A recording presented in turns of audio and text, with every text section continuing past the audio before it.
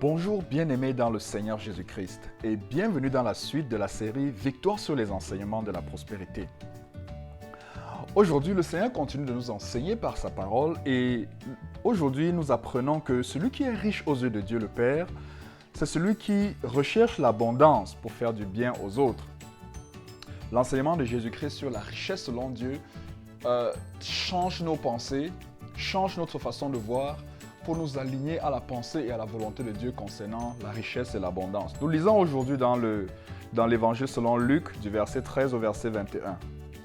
Je lis. Quelqu'un dit à Jésus, du milieu de la foule, « Maître, dis à mon frère de partager avec moi notre héritage. » Jésus lui répondit, « Ô homme, qui m'a établi pour être votre juge et pour faire vos partages ?» Puis il leur dit, « Gardez-vous avec soin de toute avarice, car la vie d'un homme ne dépend pas de ses biens, fût-il dans l'abondance. » Et il leur dit cette parabole. Les terres d'un homme riche avaient beaucoup rapporté.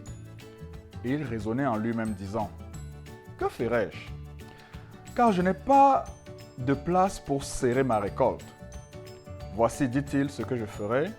J'abattrai mes greniers, j'en bâtirai de plus grands, j'y amasserai toute ma récolte et tous mes biens. Et je dirai à mon âme, tu as beaucoup de biens en réserve pour plusieurs années. Repose-toi, mange, bois et réjouis-toi. Mais Dieu lui dit, insensé, cette nuit même, ton âme te sera redemandée.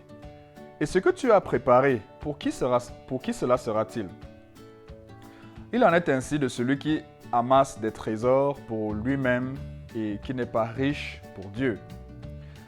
Père, je te prie au nom de Jésus-Christ afin que tu parles à ceux qui m'écoutent ce matin et que tu les aides à comprendre ta parole pour y obéir. Amen, amen, amen. Avant d'aller dans le texte, dans le vif du sujet, j'aimerais faire une remarque que toi, certainement, tu dois avoir également constaté. C'est que nous vivons dans une génération où les relations et le respect dépendent de la quantité de biens matériels, de richesse financière ou d'abondance sociale.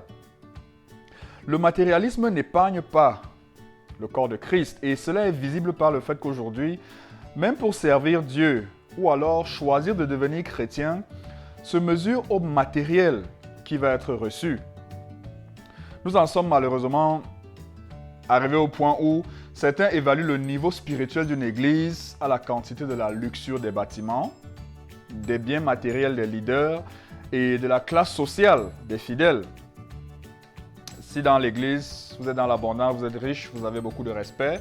Et si vous êtes parmi ceux qui vous battez ou qui souffrez, vous avez moins de respect et vous avez moins de relations également. Pourtant, Jésus-Christ nous enseigne autre chose dans la parole de Dieu. Le Seigneur nous montre que les choses matérielles ont été faites pour accompagner notre vie sur terre et non pour définir notre identité en Christ ou définir qui nous sommes dans notre communauté. C'est pourquoi le Seigneur Jésus-Christ a corrigé cette attitude matérialiste. Lorsque ce frère est venu lui poser la question du partage de ses biens avec son frère, Jésus-Christ a répondu que la vie d'une personne ne se caractérise pas par ce qu'il possède, mais par sa relation personnelle avec Christ. La vie d'une personne ne se caractérise pas par ce qu'il possède, même si ce dernier est richissime, même si ce dernier est dans l'abondance.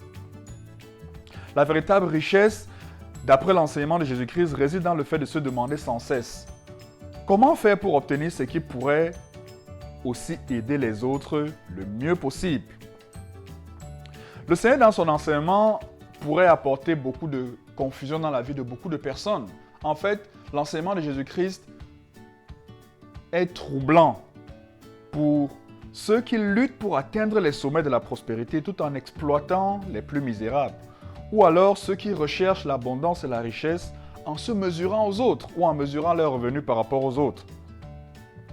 C'est un enseignement, comme je disais, qui est assez troublant et frustrant pour ces personnes qui n'arrivent pas à comprendre qu'une personne puisse être en train de rechercher l'abondance parce qu'ils cherchent à faire du bien aux autres avec cette abondance. Parce que pour eux, rechercher l'abondance, c'est par compétition, c'est par lutte pour se positionner au-dessus des autres. et montrer qu'on est le meilleur ou montrer qu'on est supérieur. Bien-aimé, notre joie devrait venir de la connaissance de Jésus-Christ comme Sauveur et Seigneur personnel. Notre joie devrait venir d'avoir et de bâtir une relation personnelle avec le Seigneur au travers de la parole de Dieu, de la prière, de la lecture, de la méditation des Écritures, de la communion fraternelle. Notre joie devrait venir du fait que nous avons l'assurance que nous vivrons l'éternité au ciel. Bien entendu, sans négliger la recherche de l'excellence dans la vie socio-professionnelle ou académique.